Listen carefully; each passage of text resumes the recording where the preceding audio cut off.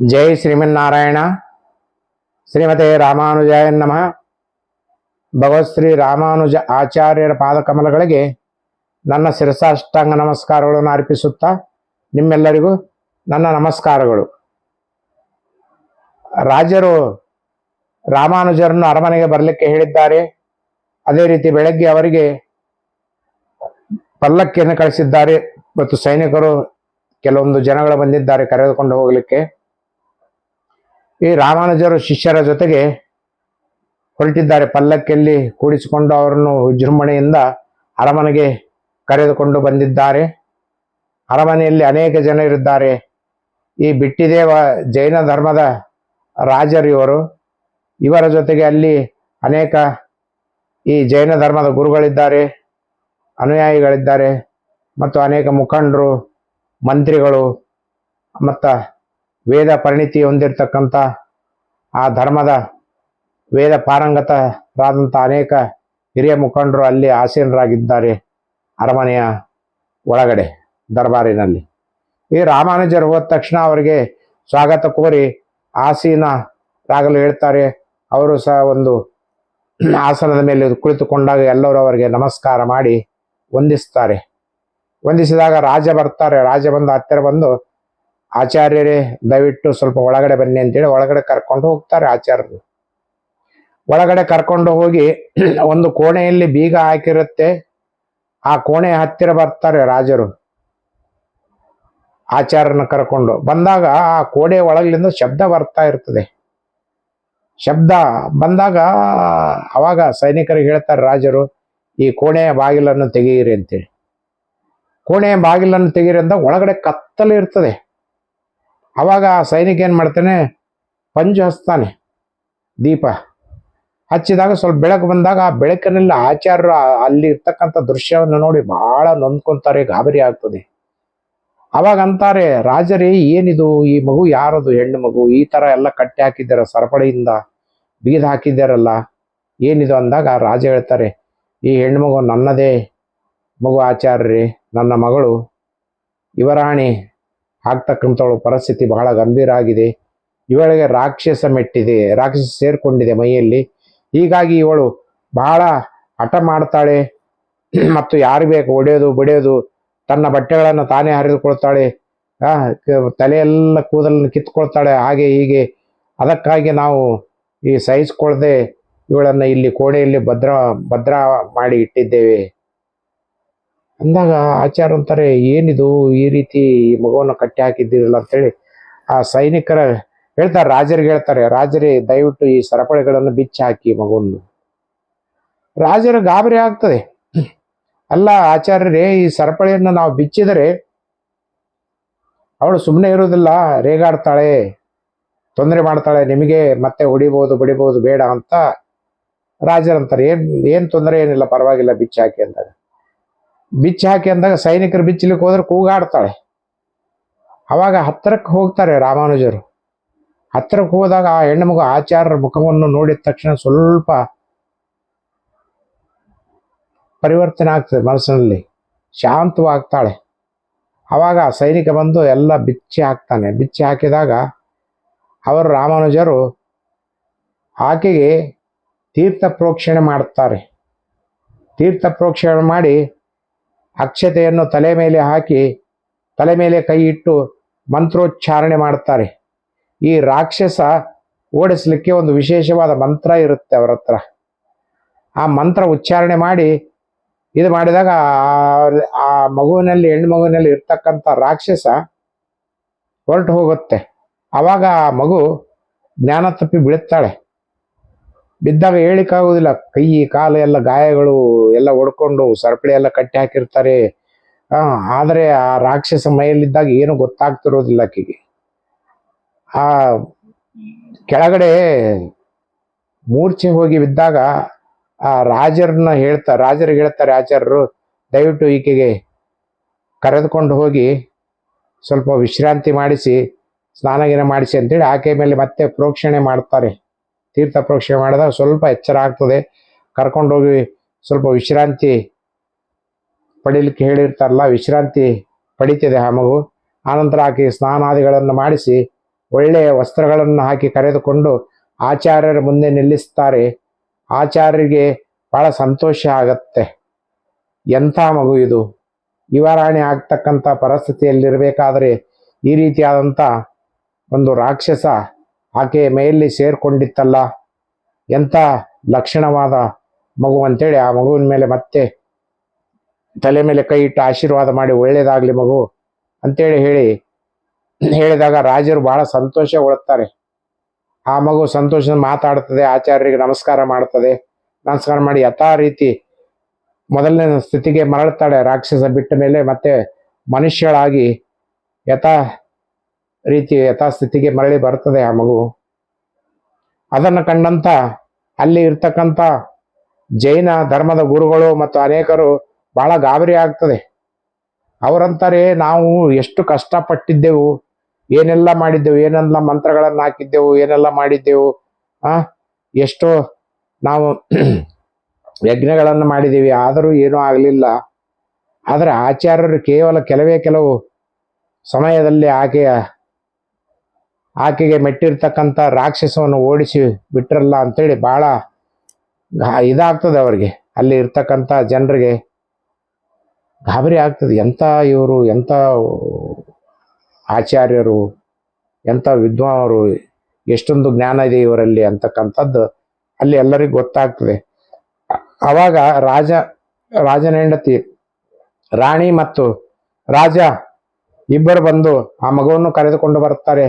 3 ಜನ ಆಚಾರ್ಯರ ಕಾಲಿಗೆ ನಮಸ್ಕಾರ ಮಾಡ್ತಾರೆ. ನಮಸ್ಕಾರ ಮಾಡಿ, ಆಚಾರ್ಯರೇ, ಇದು ನೋಡಿ ನನ್ನ ಮಗಳು, ನನ್ನ ಹೆಂಡತಿ ರಾಣಿ ಮಹಾರಾಣಿ ಮತ್ತು ನಾನು ಈಗಿಂದೀಗಲೇ ನಿಮ್ಮ ಚರಣಕ್ಕೆ ಎರಗಿದ್ದೇವೆ. ನಾವು ನಿಮ್ಮ ಧರ್ಮವನ್ನು ಸ್ವೀಕಾರ ಮಾಡ್ತೇವೆ. ವೈಷ್ಣವ ಧರ್ಮವನ್ನು ನಮಗೆ ದಯಪಾಲಿಸಿ ನಮ್ಮನ್ನು ವೈಷ್ಣವ ಧರ್ಮಕ್ಕೆ ಸೇರಿಸಿಕೊಳ್ಳಿ, ಶ್ರೀ ವೈಷ್ಣವ ಧರ್ಮಕ್ಕೆ ಅಂತೇಳಿ ಕೇಳಿಕೊಳ್ತಾರೆ. ಅವಾಗ ಆಚಾರ್ಯರು ಆ ರಾಜನಿಗೆ, ಬಿಟ್ಟಿದೇವನಿಗೆ ಪಂಚ ಸಂಸ್ಕಾರವನ್ನು ನೀಡಿ ಶ್ರೀ ವೈಷ್ಣವ ಪಂಥಕ್ಕೆ ಸೇರಿಸಿಕೊಳ್ತಾರೆ. ಸೇರಿಸಿಕೊಂಡು ಬಿಟ್ಟಿದೇವ ಅಂತಕ್ಕಂಥ ಹೆಸರಿಂದ ಇರ್ತದೆ, ರಾಜನ ಹೆಸರು ಬಿಟ್ಟಿದೇವ. ಆವಾಗ ಇವರು ಆ ಬಿಟ್ಟಿದೇವ ಅಂತಕ್ಕಂಥ ಹೆಸರನ್ನು ಬದಲಾಯಿಸಿ ವಿಷ್ಣುವರ್ಧನ ಅಂತೇಳಿ ನಾಮಕರಣ ಮಾಡ್ತಾರೆ ಹೊಸದಾಗಿ. ವಿಷ್ಣುವರ್ಧನ ಅಂತೇಳಿ ಹೇಳಿದಾಗ ಅಲ್ಲಿಂದ ಎಲ್ಲರೂ ಆ ರಾಜನನ್ನು ಬಿಟ್ಟಿದೇವ ಅಂತಕ್ಕಂಥ ಹೆಸರನ್ನ ಬಿಟ್ಟು ವಿಷ್ಣುವರ್ಧನ ಅಂತಕ್ಕಂಥ ಹೆಸರನ್ನ ಕರೀಲಿಕ್ಕೆ ಪ್ರಾರಂಭ ಮಾಡ್ತಾರೆ ಎಲ್ಲರೂ. ಹೀಗೆ ಎಷ್ಟೋ ಜನ ಅಲ್ಲಿ ಇರ್ತಕ್ಕಂಥವರು, ಅನೇಕರು, ಈ ಅರಮನೆಯಲ್ಲಿ ಇರ್ತಕ್ಕಂಥ ಬಹಳಷ್ಟು ಜನ ಮತ್ತು ರಾಜನ ಸಂಬಂಧಿಕರು, ರಾಣಿಯ ಸಂಬಂಧಿಕರು ಎಲ್ಲರೂ ಈ ಶ್ರೀ ವೈಷ್ಣವ ಧರ್ಮಕ್ಕೆ ಮತಾಂತರಗೊಳ್ತಾರೆ ಜೈನ ಧರ್ಮದಿಂದ. ಇದು ತಿಳಿದುಕೊಂಡಂತ ಜೈನ ಧರ್ಮೀಯರು, ಅವರ ಗುರುಗಳು ಎಲ್ಲರೂ ಬಹಳ ಬೇಜಾರು ಮಾಡ್ಕೊಳ್ತಾರೆ. ರಾಜರ ಹತ್ರ ಬಂದು ಹೇಳ್ತಾರೆ, ರಾಜನ್, ಏನಿದು, ನೀವು ಜೈನ ಧರ್ಮವನ್ನು ಬಿಟ್ಟು ಶ್ರೀ ವೈಷ್ಣವ ಧರ್ಮಕ್ಕೆ ಸೇರಿಕೊಂಡಿರಲ್ಲ, ಇದು ನ್ಯಾಯವೇ ಅಂತೇಳಿ ಹೇಳಿದಾಗ ಅವಾಗ ರಾಜ ಹೇಳ್ತಾರೆ, ನೋಡಿ, ಯಾರು ಬೇಕಾದರೂ ಯಾವೇ ಧರ್ಮವನ್ನು ಪಾಲಿಸಬಹುದು, ಅದಕ್ಕೇನು ಕಟ್ಟಪ್ಪಣೆ ಇಲ್ಲ ನಂದು. ನೀವು ಬೇಕಾದರೆ ಜೈನ ಧರ್ಮವನ್ನು ನೀವು ಪಾಲಿಸಿಕೊಂಡು ಹೋಗಿ, ನಿಮಗೆ ನಾನು ಯಾವುದೇ ತೊಂದರೆ ಕೊಡುವುದಿಲ್ಲ. ನಿಮಗೆ ಏನು ಬೇಕು ನಾ ಎಲ್ಲ ಸಹಾಯ ಮಾಡ್ತೇನೆ. ನಾನು ಜೈನ ಧರ್ಮದ ವಿರೋಧಿ ಅಲ್ಲ. ನಾನು ನಿಮ್ಮನ್ನು ಚೆನ್ನಾಗಿ ನೋಡ್ಕೊಳ್ತೇನೆ, ನಿಮಗೆ ಬೇಕಾದಂಥ ಸಹಕಾರ ಕೊಡ್ತೇನೆ. ಯಾವುದೇ ಮಂದಿರಗಳನ್ನಾಗಲಿ ನೀವು ಕಟ್ಟಿಸಿರಿ, ಜೈನ ಮಂದಿರಗಳನ್ನು ಅದಕ್ಕೆ ನಾನು ನಿಮಗೆ ಅನುಕೂಲ ಮಾಡಿಕೊಡುತ್ತೇನೆ ಅಂತೇಳಿ ಹೇಳ್ತಾರೆ. ಹೇಳಿದಾಗ ಎಲ್ಲರೂ ಸರಿ ಅಂತೇಳಿ ಅಂದಾಗ, ಆದರೆ ಕೆಲವೊಂದು ಜನ ಏನು ಇರ್ತಾರಲ್ಲ, ಅವ್ರು ಏನು ಮಾಡ್ತಾರೆ, ಇಷ್ಟಪಡೋದಿಲ್ಲ. ಕೊನೆಗೆ ಎಲ್ಲ ಬಹಳಷ್ಟು ಜನ ಬಂದು ರಾಜರ ಹತ್ರ ಬರ್ತಾರೆ, ಜೈನ ಧರ್ಮದವರು ಬಂದು, ರಾಜರೇ, ಆ ಆಚಾರ್ಯರಿಗೆ ಹೇಳಿ ನಮ್ಮ ಜೊತೆ ಚರ್ಚೆ ಮಾಡಲಿಕ್ಕೆ ಹೇಳಿ, ಚರ್ಚೆಯಲ್ಲಿ ಭಾಗವಹಿಸಿ ನಾವು ಕೇಳಿದಂಥ ಪ್ರಶ್ನೆಗಳಿಗೆ ಉತ್ತರ ಕೊಟ್ಟರೆ ನಾವು ಒಪ್ಪಿಕೊಳ್ತೇವೆ ಅಂತೇಳಿ ವಾಗ್ವಾದ ನಡೀಲಿ. ಅಂದರೆ ಜೈನ ಧರ್ಮ ಶ್ರೇಷ್ಠವೋ ಶ್ರೀ ವೈಷ್ಣವ ಧರ್ಮ ಶ್ರೇಷ್ಠವೋ ಅಂತಕ್ಕಂಥದ್ದನ್ನ ಎಲ್ಲರಿಗೂ ನಾವು ತಿಳಿ ಹೇಳ್ತೇವೆ, ಅವ್ರ ಜೊತೆ ನಾವು ಚರ್ಚೆ ಮಾಡ್ತೇವೆ ಅಂತೇಳಿ. ಅದನ್ನ ಅವಾಗ ರಾಜರು ಆಚಾರ್ಯ ರಾಮಾನುಜರಿಗೆ ಹೇಳಿ ಕಳಿಸ್ತಾರೆ ಈ ರೀತಿ ಅಂತೇಳಿ. ಅವಾಗ ರಾಮಾನುಜರು ಅಂತಾರೆ, ಇಲ್ಲ ರಾಜರೇ, ಇದು ಒಳ್ಳೆಯದಲ್ಲ, ಯಾವ ಧರ್ಮ ಅವರಿಗೆ ಇಷ್ಟ ಅಲ್ಲ, ನಾನು ನನ್ನ ಧರ್ಮವನ್ನು ಪಾಲಿಸುತ್ತೇನೆ, ಅದೇ ರೀತಿ ಅವರು ಜೈನ ಧರ್ಮವನ್ನು ಪಾಲಿಸಿಕೊಂಡು ಹೋಗಲಿ, ಇದು ಚರ್ಚೆ ಮಾಡುವುದು ಏಕೆ, ಇದರಲ್ಲಿ ಒತ್ತಾಯವೇನಿಲ್ಲಲ್ಲ, ಇಷ್ಟ ಅವರವರ ಇಷ್ಟ, ಇಷ್ಟ ಬಂದರೆ ನೀವು ಯಾವ ಧರ್ಮವಾದರೂ ಸ್ವೀಕಾರ ಮಾಡುವುದು, ಧರ್ಮ ದ್ರೋಹಿ ಅಲ್ಲ, ಧರ್ಮ ವಿರೋಧಿ ಅಲ್ಲ ನಾನು, ಯಾಕೆ ಈ ಚರ್ಚೆ ಮಾಡುವುದರಿಂದ ಸಂಕಟಕ್ಕೆ ಗುರಿ ಆಗ್ತೇವೆ ಹೊರತಾಗಿ ಅದರಿಂದ ಏನು ತೊಂದರೆ ನಿವಾರಣೆ ಆಗುವುದಿಲ್ಲ ಅಂತ ಹೇಳ್ತಾರೆ. ಅವಾಗ ಈ ಜೈನ ಈ ಗುರುಗಳು ಏನಿರ್ತಾರೆ, ಆ ವೇದ ಪಂಡಿತರು ಅವರಂತಾರೆ, ನೋಡು ರಾಮಾನುಜ ಪಾರಾಗ್ತದೇನೆ, ನುಡಿಸ್ಕೊಳ್ತಾ ಇದ್ದೇನೆ, ನುಡಿಸ್ತಾನೆ, ಯಾಕಂದ್ರೆ ಅವ್ರಿಗೆ ಏನೂ ಇಲ್ಲ, ನಾವು ಒಂದು ವೇಳೆ ಚರ್ಚೆಗೆ ನಿಂತರೆ ಅವರು ಸೋತು ಹೋಗ್ತಾರೆ ಅಂತಕ್ಕಂಥದ್ದನ್ನ ಅರಿತುಕೊಂಡಿದ್ದಾರೆ. ಅದಕ್ಕಾಗಿ ಹೀಗೆ ಹೇಳ್ತಾ ಇದ್ದಾರೆ, ಸೋಲು ಅವರಿಗೆ ಖಂಡಿತ ಹಾಗೆ ಆಗತ್ತೆ, ಅದಕ್ಕಾಗಿ ಚರ್ಚೆಗೆ ನಾನು ಬರೋದಿಲ್ಲ ಅಂತಿದ್ದಾರೆ ಅಂಥೇಳಿ ಹೇಳ್ತಾರೆ ಇವರು ಜೈನ ಧರ್ಮೀಯರು. ಅದು ರಾಮಾನುಜರಿಗೆ ತಿಳಿಯುತ್ತೆ. ತಿಳಿದಾಗ ರಾಮಾನುಜರಂತಾರೆ, ಸರಿ, ಹಾಗಾದರೆ ನಾನೇಕೆ ಹೆದರಲಿಲ್ಲ, ನಾನೇಕೆ ಅಂಜಲಿ, ಚರ್ಚೆಗೆ ನಾನು ಸಿದ್ಧ ಅಂತೇಳಿ ಒಂದು ದಿವಸ ನಿಗದಿ ಮಾಡ್ತಾರೆ. ನಿಗದಿ ಮಾಡಿ ಚರ್ಚೆಗೆ ಕೂತ್ಕೊಳ್ತಾರೆ. ನೋಡಿ, 10,000 ಜನ ಜೈನ ಧರ್ಮದವರು ಬರ್ತಾರೆ. ಗುರುಗಳು, ವಟುಗಳು, ಮುನಿಗಳು, ಸನ್ಯಾಸಿಗಳು, ಜೈನ ಸನ್ಯಾಸಿಗಳು, ಆಮೇಲೆ ಜೈನ ಗುರುಗಳು, ಏನೆಲ್ಲ ಸುಮಾರು ಎಲ್ಲ ಶಿಷ್ಯಂದ್ರೆ ಎಲ್ಲ ಸೇರ್ಕೊಂಡ್ಬಿಡ್ತಾರೆ. ಎಲ್ಲೆಲ್ಲಿಂದ ಬಂದಿರ್ತಾರೆ ಎಲ್ಲ ತಿಳಿಯುತ್ತೆ. ಎಲ್ಲ ಒಗ್ಗಟ್ಟು ಆಗಿ 10,000 ಜನ ಬಂದು ಸೇರ್ತಾರೆ ಚರ್ಚೆಗೆ. ಆದರೆ ನೋಡಿ, ರಾಮಾನುಜರು ಒಬ್ಬರಿದ್ದಾರೆ. ಹೇಗೆ ಚರ್ಚೆ ಮಾಡೋದು? 10,000 ಜನಕ್ಕೂ ಸಮಾಧಾನ ಹೇಳಬೇಕಲ್ಲ ಇವರು. ಸರಿ ಅಂತೇಳಿ ಒಪ್ಕೊಳ್ತಾರೆ. ಒಪ್ಕೊಂಡು ಚರ್ಚೆಗೆ ಸಿದ್ಧವಾಗ್ತಾರೆ. ಒಂದು ಊರಲ್ಲಿ ಮೀನುಗಾರ ಇರ್ತಾರೆ, ಗಂಡ ಹೆಂಡತಿ, ಅವ್ರಿಗೆ ಮಕ್ಕಳು ಇರೋದಿಲ್ಲ, ಬಹಳ ಬಡವರು ಪಾಪ. ಮೀನು ಹಿಡ್ಕೊಂಡೇ ಅವರು ತಮ್ಮ ಜೀವನವನ್ನು ಸಾಗಿಸ್ಕೊಂಡು ಹೋಗ್ಬೇಕು ಸಮುದ್ರದಲ್ಲಿ, ಈ ಅಲೆಗಳ ಮಧ್ಯದಲ್ಲಿ.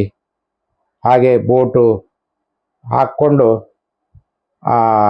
ಅದರಲ್ಲಿ ಹೋಗಿ ಮೀನುಗಳನ್ನು ಹಿಡ್ಕೊಂಬರೋದು, ಮೀನು ಸಿಕ್ಕಾಗ ಎಷ್ಟು ಸಿಕ್ಕುತ್ತೆ ಅಷ್ಟು ತಗೊಂಡು ಬಂದು ಮಾರೋದು, ಅದರಿಂದ ತಮ್ಮ ಜೀವನ ಸಾಗಿಸ್ಕೊಳ್ತಾ ಇರ್ತಾರೆ. ಹೀಗೆ ನಡೀತಾ ಇರ್ತದೆ. ಎಷ್ಟೋ ಸಲ ಈ ಗಾಳಿ ಹವಾಮಾನ ವಿಪರೀತವಾದಾಗ ಈ ಅನೌನ್ಸ್ಮೆಂಟ್ ಮಾಡ್ತಾರೆ, ಹೋಗಬಾರ್ದು ಯಾರು ಸಮುದ್ರದಲ್ಲಿ ಮೀನು ಹಿಡಿಲಿಕ್ಕೆ ಅಂದಾಗ, ಆವಾಗ 2 ದಿವಸನೋ 4 ದಿವಸನೋ ಅವರ ಹೊಟ್ಟೆಗೆ ತಣ್ಣೀರು ಬಟ್ಟೆನೆ, ಅಷ್ಟೊಂದು ಬಡತನ ಅವರನ್ನು ಕಾಡ್ತಾ ಇರ್ತದೆ. ಹೀಗೆ ಇರಬೇಕಾದ್ರೆ ಒಂದು ದಿವಸ ಏನಾಗ್ತದೆ, ಆ ಸಮುದ್ರದ ಸ್ವಲ್ಪ ದೂರದಲ್ಲಿ ಒಂದು ದೇವಸ್ಥಾನ ಇರ್ತದೆ. ಆ ದೇವಿಯ ದೇವಸ್ಥಾನ ಬಹಳ ಜನಗಳಲ್ಲಿ ಬಂದು ಸೇರ್ತಾ ಇರ್ತದೆ. ಜಾತ್ರೆ ಇರ್ತದೆ ಅಲ್ಲಿ. ಜಾತ್ರೆ ಇದ್ದಾಗ ಆ ಊರ್ ಜನಗಳಲ್ಲದೆ ಸುತ್ತ ಎಷ್ಟೋ ಹಳ್ಳಿಯಿಂದ ಬಂದು ವಿಜೃಂಭಣೆಯಿಂದ ಜಾತ್ರೆಯನ್ನು ಮಾಡ್ತಾ ಇರ್ತಾರೆ, ಆ ದೇವಿ ಜಾತ್ರೆ. ಹೀಗಾಗಿ ಎಷ್ಟೋ ಜನ ಬಂದು ಸೇರ್ತಾರೆ. ಅದರಲ್ಲಿ ಇಬ್ಬರು ಗಂಡ ಹೆಂಡತಿ ಬಂದಿರ್ತಾರೆ. ಅವರಿಗೆ ಒಂದು ಗಂಡು ಮಗು ಇರುತ್ತೆ, ಚಿಕ್ಕದಾದ ಮಗು, ಒಂದು 3-4 ವರ್ಷದ ಮಗು. ಮಗುವನ್ನು ಕರ್ಕೊಂಡು ಜಾತ್ರೆಗೆ ಬಂದಿರ್ತಾರೆ. ನೂಕು ನುಗ್ಗುಲು ಭಯಂಕರ ನೂಕು ನುಗ್ಗುಲು ಪ್ರಾರಂಭ ಆಗುತ್ತೆ. ಆದಾಗ ಆ ಮಗು ಕೈ ತಪ್ಪಿ ಹೋಗಿಬಿಡ್ತದೆ. ತುಳಿತಕ್ಕೆ ಒಳಗಾಗ್ತಾರೆ ಎಷ್ಟೋ ಜನ. ಆವಾಗ ಎಷ್ಟೋ ಜನ ಬಂದು ಸಮಾಧಾನ ಮಾಡಿ ಇದು ಮಾಡಿದಾಗ ಆ ಮಗು ಬೇರೆ ಕಡೆ ಎಲ್ಲೇ ಹೋಗಿಬಿಟ್ಟಿರ್ತದೆ. ಎಲ್ಲ ಹುಡುಕಾಡ್ತಾರೆ, ಆದ್ರೆ ಸಿಗೋದಿಲ್ಲ. ಆ ಗಂಡ ಹೆಂಡತಿ ಬಹಳ ನೊಂದ್ಕೊಳ್ತಾರೆ, ಏನ್ ಮಾಡಬೇಕು, ಮಗು ಕೈ ಬಿಟ್ಟು ಹೋಯ್ತಲ್ಲ ಅಂಥೇಳಿ ನೊಂದ್ಕೊಂಡು ಅಲ್ಲಿ ಇಲ್ಲಿ ಅವ್ರನ್ನ ಇವ್ರು ಕೇಳ್ಕೊಂಡು ಊರಲ್ಲಿ ಅಲ್ಲಿ ಇಲ್ಲಿ ಕೇಳ್ತಾರೆ, ಎಲ್ಲಿ ಸಿಗೋದಿಲ್ಲ. ಅದು ಏನಾಗಿರ್ತದಂದ್ರೆ, ಆ ಸಮುದ್ರ ಇರುತ್ತಲ್ಲ, ಸ್ವಲ್ಪ ದೂರದಲ್ಲಿ ಸಮುದ್ರ ಇರುತ್ತೆ. ಅದು ಗಲಾಟೆ ಆದಾಗ ತಪ್ಪಿಸ್ಕೊಂಡು ಸಮುದ್ರದ ದಂಡೆ ಕಡೆಗೆ ಹೋಗಿರ್ತದೆ. ಆ ಮರಳು, ಅದಕ್ಕೇನೋ ಒಂಥರ ಖುಷಿ. ಆ ಮರಳಲ್ಲಿ ಜುಳು ಅಲೆಗಳು ಬಂದಾಗ ದೂರದಿಂದ ನೋಡುವುದು, ಖುಷಿ, ಜಿಗಿದಾಡೋದು, ಕುಣಿದಾಡೋದು, ಹೀಗೆ ಮಾಡ್ತಾ ಇರ್ತದೆ. ಇದನ್ನ ಆ ಮೀನುಗಾರ ನೋಡುತ್ತಾನೆ. ಅಲ್ಲೇ ಇರ್ತಾನೆ ಅವನು, ಮೀನುಗಾರ. ಸಮುದ್ರದ ದಂಡೆಯಲ್ಲಿ ತನ್ನ ಒಂದು ಬೋಟನ್ನು